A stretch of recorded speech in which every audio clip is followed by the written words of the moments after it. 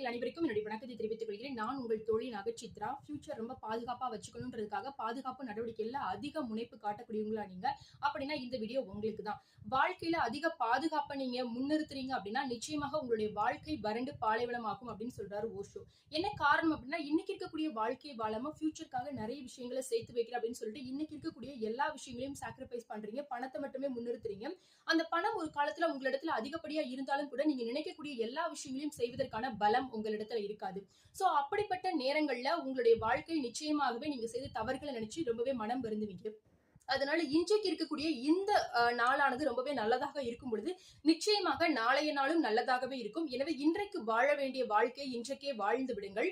மரங்களும் செடிகளும் கொடிகளும் பறவைகளும் நாளையை நினைத்து அவைகள் கவலைப்படுவதே இல்லை. அதனால்தான் அதனுடைய ஒவ்வொரு நாளும் மிகவும் ரம்யமாகவே இருக்கிறது. ஆனா மனிதர்களுடைய நம்முடைய வாழ்க்கை ஏண்டா விடியுது அப்படின்ற மாதிரி ஒரு தாட்ல தான் இருக்கு. என்ன காரணம் அப்படின்னா ஒவ்வொரு நாள் காலை பொழுதும் யாரோ கழுத்துல ரம்பத்தை வச்சு அறுத்துட்டு இருக்க மாதிரி தான் இருக்கு. என்ன காரணம் அப்படின்னு பாத்துட்டீங்கன்னா என்னுடைய ஃபியூச்சருக்கு நிறைய விதமான இன்வெஸ்ட்மெண்ட் நிறைய விதமான பிளானிங்ஸ் இருக்கு. அதெல்லாம் எப்படி செஞ்சு முடிக்க போறோம் அப்படின்ற ஒரு கவலை தான். இப்படி கவலைப்படக்கூடிய உங்க ஃப்ரெண்டுக்கு இந்த வீடியோ மறக்காம ஷேர் பண்ணுங்க. சேனலை பிடிச்சிருந்தது அப்படின்னா சப்ஸ்கிரைப் பண்ணுங்க. உங்க ஃப்ரெண்ட்ஸ் அண்ட் ஃபேமிலிஸ்க்கும் ஷேர் பண்ணுங்க.